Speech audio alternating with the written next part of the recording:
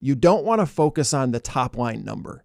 So, hey, I'm selling my business for $5 million or $1 million, whatever the number is. That's not the focus. The focus is, what are you going to go home with?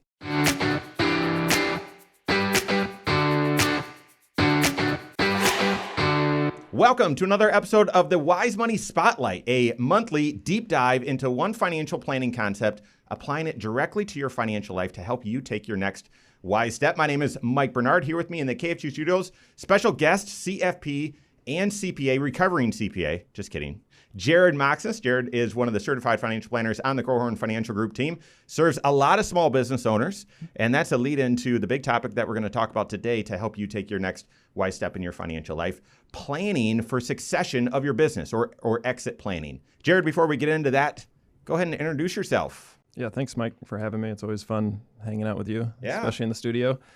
So I've been with KFG for about 6 years, or a little over 6 years.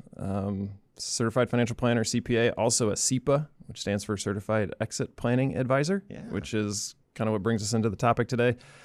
My wife and I have been married for 9 years, and we've got 2 little girls at home. Yeah.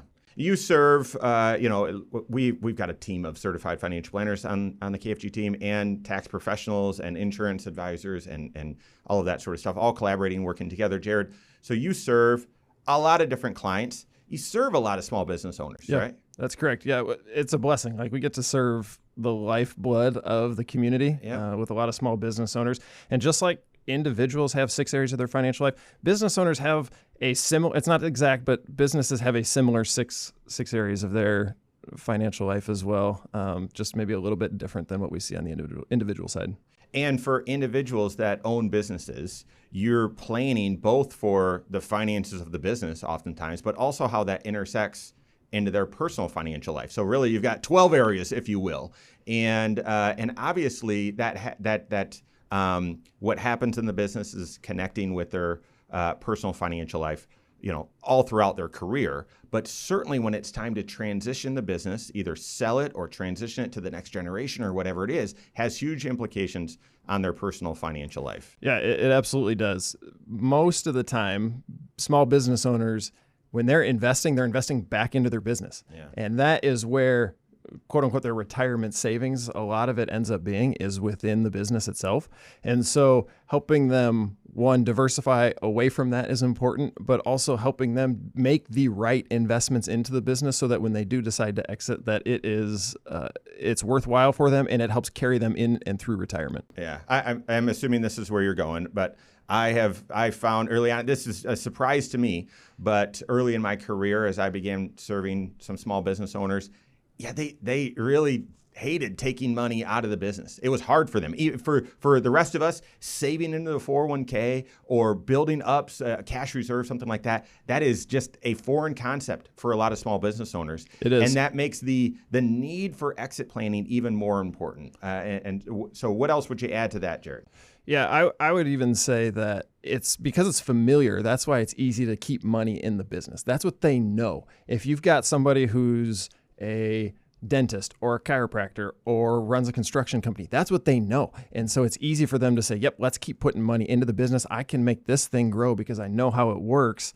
Whereas I might not know what a 401k does, or I might not be as comfortable with the investment world or with real estate or whatever. Yeah. And for a lot of us, your house, you've maybe heard it said, your house is your biggest asset as you're kind of growing your financial nest egg. For many businesses, for many business owners, their business is their biggest asset. So nurturing it and taking care of it as an asset, critically important. Yeah, but to answer your original question, because I kind of took us on a tangent there, exit planning as a whole, it's really a framework. It's a framework to say, okay, we've got this goal to get out of a business at a certain period of time. What do we need to do working backwards to get us to that point where we can say, yep, let's walk away from this business, and we know that what we're going to get out of it is what we need to live off of. It's transitioning to who we want it to go to, or to whom, however you say that. And then, so that we have a game plan for when it's all said and done. So that framework certainly includes a timeline. What are some of the other, I'm thinking of personal financial planning, the 6 areas of someone's financial life. So it includes a timeline. retirement planning, of course, right? How much, what will the income stream look like, and how will you structure the transaction? Tax planning. What are some of the other big areas? I would probably actually boil it down to two main things. Okay. The first is the business ready to sell? So is the entity itself in a place where somebody says, yep, that's attractive, I want to go buy that? So for example, who's doing your accounting? Do you have these structures in place within the business so that somebody can just pick it up and run with it? Or is somebody going to have to come buy this business and now they're going to have to put all these structures and frameworks in place, because that actually could decrease the value of your business? Yeah, completely. You could also say the same with if the business owner has their hand in every area of the business. Well, that business owner probably wants to get out, but the new company or the new person or whoever is buying them probably can't afford to let them get out. Yeah, right. And so is the business ready? Is the business in a place where somebody can pick it up and say, yep, let's go? Yeah. The other side of it is the business owner themselves ready. What I mean by that is, what are they retiring to?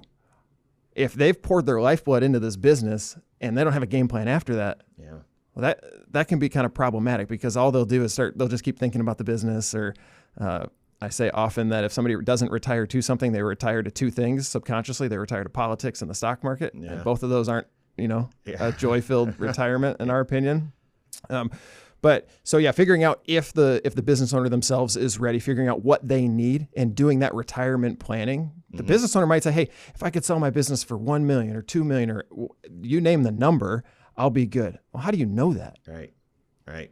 When should exit planning begin? When should if you own a small business, you're listening to this right now and you're 55 and you're not thinking, I'm nowhere near, maybe at 65 I'll be ready. Do you start now? Is there a certain rule of thumb, if you will?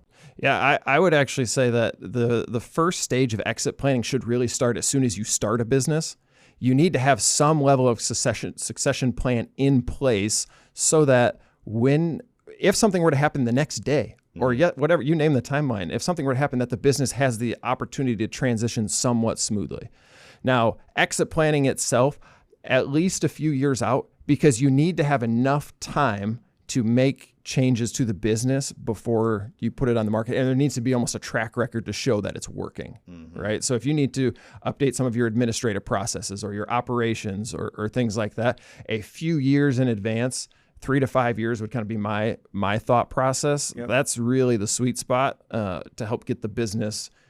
Really what we're trying to do is we're trying to accelerate value. Yeah. We're trying to increase value quickly. Yep. For the business. So here's what I heard. Starting the business and being mindful and aware that, hey, this is going to be a large asset. So make sure that you're taking intentional steps to make sure it's attractive, right? And run it like a business that someone else would want to purchase. And then when it comes to making that the initial exit planning and taking those initial steps, 3 to 5 years out. I would agree with that. This is not like a house where you put it on the market and it's going to sell in 7 days or in a couple of weeks, something like that. Correct. That's exactly right. And you got to also think about the reason why I say really you should do some level of succession planning when you start the business is because of all the words that start with D: disability, death, divorce. All of these things can kind of wreck a business if you're not planning ahead for it. Risk management. Yep. What are some of the primary ways that business owners transition their business? Is it commonly, I just receive a check and give them the keys? I would say that's probably the exception and not the rule. More often, when small business owners are selling to specifically maybe somebody who's never run a business, or to a child, or unless it's to a third party, like another business, somebody that's trying to buy for a strategic advantage or a competitor or something like that, most oftentimes those businesses are sold over a period of time. And so if I was the business owner, I'd say, hey, Mike, you're wanting to buy my business. I'll sell it to you over a 5 or 10 year period of time. And so I get payouts over that period with a little bit of interest on top. I would say that is how I see it most often. Yeah, installment sales. Yep. Okay, so you said 5 to 10 years. Is there a typical range? It just depends. It'll depend on the cash flow of the business, how sustainable the profits are of the business, because in a lot of times that's what's being used to go buy out the old owner. Mm-hmm. Okay, and so it just depends. I would say 10 years is probably what I've seen most often, but it could be more or less than that. Mm-hmm. And then when you think about the different potential buyers, you've got family. You've got existing employees, you've got a strategic partner or a competitor, and then you've got, private equity or someone that's not even in this industry, but just trying to buy businesses. I mean, is that the gamut? Is there one that I'm missing? And then is there one that's, maybe more common or more prevalent? I think the one that I've seen most that is preferred is to try and sell it to family, doing some level of legacy planning so that, kids or nieces and nephews or grandkids or whomever can be the ones that carry on the legacy of the family business. But private equity has become way more prevalent in the small business space, even companies that you wouldn't have expected to get private equity interest. So you did cover most of it. Family, key employees, all employees through potentially an employee stock ownership plan, ESOP, or a third party, whether it's a strategic buyer, a competitor, or private equity. There's huge tax implications when you're selling a business, when you're selling such a large asset. What are some of the tax efficient strategies business owners should be considering or at least being aware of before they begin the exit planning process? Yeah, and I think I'll take that a step back first and say when you're a business owner, what are you selling? There's two things that you can sell. You can either sell the stock that you own of the business. Think the entity itself, the good, the bad, and the ugly. All of it is wrapped up in the stock. You own all the assets, all the debt, etc. So that's one way to sell. The other way is to sell the assets out of the business. And wouldn't you know it, buyers typically prefer to buy the assets because they get to buy all the good stuff and leave all the debt and everything with the seller, whereas sellers prefer a stock sale. It's simpler. A lot of times it has more tax efficiency to it. But I would say when you're looking at which tax strategies to use when you're selling a business, you don't want to focus on the top line number. So, hey, I'm selling my business for $5 million or $1 million, whatever the number is. That's not the focus. The focus is what are you going to go home with? Because if somebody says, hey, Mike, I'll buy your business for $5 million, and you say, oh, that sounds great. $5 million is the exact number I needed for my financial plan. Well, Uncle Sam is going to take his. You might have some debts to pay off or some old liabilities or payables to get rid of. So you got to focus on what is the net after-tax cash that is going to land in my bank account. Is that the right amount? And if that's spread out over an installment sale, then doing that multi-year tax projection that we talk about so often for individuals is absolutely essential when you're selling a business, because that also makes potential tax strategies like some advanced giving strategies, donor advised funds, or even maybe a giving before giving some of the shares. Yeah, giving some of the shares into the business. Before you sell. I mean, that brings some of those strategies to life and where you can actually see the tangible benefits. Yeah, and you're also talking about probably going to be your highest income year. And so if there's ways to structure your retirement plans to allow you to, make sure you can max those out, get the right profit sharing from the business as well. Like there's opportunities to decrease your income as much as possible anyways in the year that you're going to realize so much of it because of the sale. And so you're exactly right. Installment sale can help spread that out a little bit. Okay, giving strategies are a great way to do it, whether it's before or after the sale. Maxing out retirement tax shelters is another great way. If you're an owner of a C Corp, there's potentially that you could use the qualified small business stock exclusion, which means you can. I think that just changed up to $15 million, by the way. So if you own a C Corp and you're looking to sell, there might be $15 million of income or gain that you can exclude from your taxes. Unbelievable. What are some of the common pitfalls that you see? Obviously, one of the common pitfalls with business with business owners is they don't structure the business as a business from the get-go, and they have a lot of adjustments to make when they're trying to sell it. Oh, I didn't realize I was just sort of selling a job. I need to create this into a business, and then getting diversification or pulling money out of the business. But when it comes to the transition, what are some of the common pitfalls that people should be aware of? Having a business owner that's irreplaceable. It sounds terrible because the business owner is a lot of times the face of the business, they're the name of the business, but if they're irreplaceable, that makes it hard to sell. We've talked about it a little bit already, but the goal is as the business owner, you're going to want to walk away if you can't, and the seller's like, hey, we need you to stay, that can make things a little bit challenging. Not preparing the next generation for the transition. Mm-hmm. So if it is going to go to kids or to some family or even employees, making sure they understand how to run a business. Right. Like they might be great technicians in the role that they're doing. They might be great at that specific part of their job, but running a business is a different animal. A lot of great movies about that. Actually, just watched a movie this weekend where like the end of the movie was the kid finally saying, okay, Dad, I'm ready to run the business, right? So being intentional about that all along the way. Yeah, and not getting the right professionals in place. Mm-hmm. A lot of times people will try and save on administrative cost in a small business, and so maybe they're not having somebody help them with their accounting or with their payroll. Well, that is a job that somebody else is going to have to do at some point anyway when you sell, and getting it right and getting it humming and everything before you try to sell is helpful. So outsourcing what you can, or at least focusing on growing the business itself and kind of offboarding some of those other administrative tasks can be helpful. And then retirement income after the transition. Let's finish there before we wrap up. And obviously, this is for most business owners, is their largest asset for retirement.